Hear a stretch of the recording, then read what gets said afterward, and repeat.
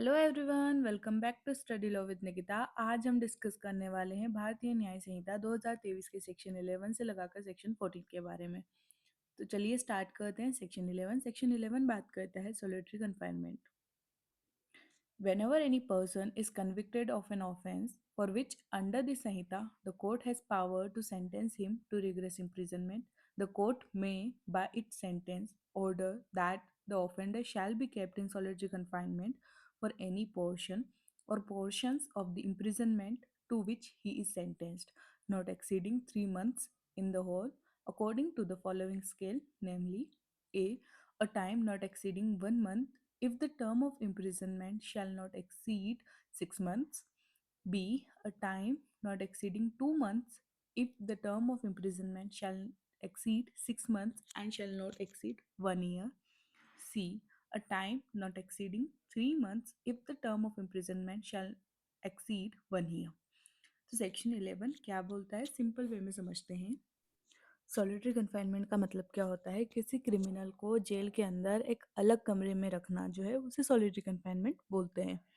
Court कब solitary confinement किसी को अवॉर्ड करता है? तो कोर्ट जनरली सॉलिटरी कन्फाइनमेंट तभी देती है जब उस पर्सन को रिग्रेस इम्प्रिजनमेंट मिली हो। तो कितने टाइम पीरियड के लिए एक पर्सन को सॉलिटरी कन्फाइनमेंट दी जा सकती है, सेक्शन 11 डिस्कस करता है। तो अगर 6 महीने तक की उसको सज़ा मिली है रिग्रेस इम्प्रिजनमेंट की, तो मैक्सिमम उसको 1 महीना अकेले रख सकते हैं, मतलब कि सॉलिटरी कन्फाइनमेंट में। अगर उसको 6 महीने और 6 महीने से 1 साल के बीच में रिग्रेस इम्प्रिजनमेंट मिली है, तो मैक्सिमम उसको 2 महीने सॉलिटरी कन्फाइनमेंट में रखा जा सकता है। अगर 1 साल से ज़्यादा की रिग्रेस इम्प्रिजनमेंट मिली है, तो मैक्सिमम जो है उसको 3 महीने के लिए सॉलिटरी कन्फाइनमेंट कोर्ट अवॉर्ड कर सकती है। तो टोटल सॉलिटरी कन्फाइनमेंट 3 महीने से ज़्यादा नहीं हो सकती है। आई होप आपको सेक्शन 11 क्लियर हुआ होगा। एक बार सिंपल लेमन लैंग्वेज में मैंने जो राइट डाउन करा है उसको रीड आउट करते हैं। कोर्ट में order solitary confinement when awarding rigorous imprisonment. तो कोर्ट जब भी रिग्रेस इम्प्रिजनमेंट अवॉर्ड करता है, तो कोर्ट के ऊपर ये ऑप्शंस अवेलेबल हैं कि वो सॉलिटरी कन्फाइनमेंट भी उस पर्सन को अवॉर्ड कर सकते हैं। तो मैक्सिमम 3 महीने से ज़्यादा की सॉलिटरी कन्फाइनमेंट जो है कोर्ट अवॉर्ड नहीं कर सकती है। अगर 6 महीने तक की सज़ा है या 6 महीने से कम की रिग्रेस इम्प्रिजनमेंट अवॉर्ड करी गई है, तो सॉलिटरी कन्फाइनमेंट उसे 1 महीने तक का ही दिया जा सकता है। अगर 6 महीने या 1 साल के बीच में उसको रिग्रेस इम्प्रिजनमेंट अवॉर्ड करी गई है, तो 2 महीने तक की उसको rigorous solitary confinement court award कर सकती है। अगर इम्प्रिजनमेंट 1 साल से ज़्यादा की दी गई है, तो वहाँ पर जो है मैक्सिमम 3 मंथ की जो है सॉलिटरी कन्फाइनमेंट उस पर्सन को दे सकती है सेक्शन 11 के अंदर कोर्ट। तो सेक्शन 11 सिर्फ इतनी सी ही बात करता है, बहुत ही सिंपल बात थी ये। आई होप आपको कोई भी डाउट नहीं रहा होगा। अब बात करते हैं सेक्शन 12। सेक्शन 12 बात करता है लिमिट ऑफ सॉलिटरी कन्फाइनमेंट। तो कितने टाइम पीरियड के लिए जो है सॉलिटरी कन्फाइनमेंट और कैसे अवॉर्ड करी जाएगी, ये डील करता है सेक्शन 12।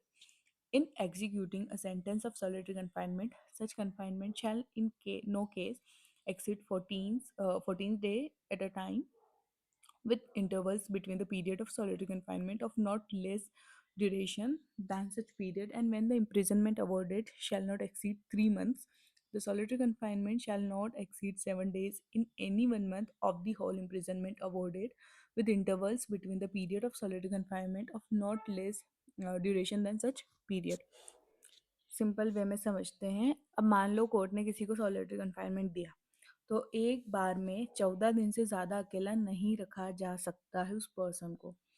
दो, सॉलिटरी कन्फाइनमेंट पीरियड के बीच उतने ही दिन का गैप होना ज़रूरी है। अगर जेल की टोटल सज़ा 3 महीने से ज़्यादा है, तो हर महीने में मैक्सिमम उस पर्सन को 7 दिन ही सॉलिटरी कन्फाइनमेंट दिया जा सकता है। मतलब कि सिंपल वे में समझे लो, यही इंश्योर करता है कि इंसान के साथ जो है ज़्यादा मेंटल टॉर्चर ना हो, क्योंकि वो पर्सन अकेला रहेगा।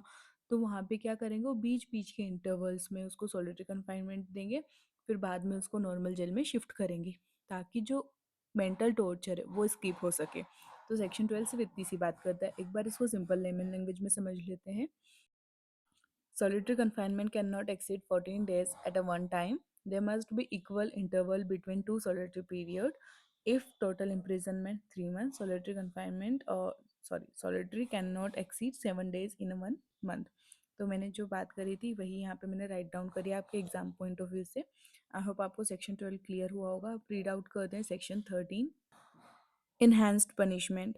whoever having been convicted by a court in India of an offence punishable under Chapter 10 or Chapter 17 of this Sanhita with imprisonment of either description for a term of 3 years or upwards shall be guilty of an offence punishable under either of those chapters with like imprisonment for the like term shall be subjected for every such subsequent offence to imprisonment for life or to imprisonment of either description for a term which may exceed to 10 years. तो section 13 जो है वो बहुत ही simple बात करता है और ये जो सेक्शन है ये रिपीट क्रिमिनल्स के लिए है।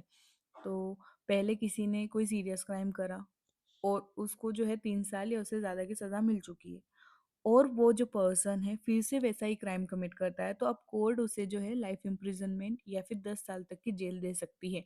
तो सिंपल लेमन लैंग्वेज में समझे तो गलती बार बार करोगे तो ज़्यादा से ज़्यादा पनिशमेंट मिलेगी। सेक्शन 13 यही बात करता है। एग्जाम पॉइंट ऑफ व्यू से रीड आउट करते हैं इनहेंस्ड पनिशमेंट रिपीट ऑफेंडर्स के लिए है। If a person was previously convicted under chapter 10 और 17 3 years और मोर punishment and commits similar offense again, punishment may extend to life imprisonment or imprisonment up to 10 years. I hope आपको section 11 से लगाकर section 13 तक clear समझ आ गए होंगे concept. अगर आपको मेरी वीडियोस पसंद आ रही है तो please like share and subscribe to my YouTube channel. Thank you so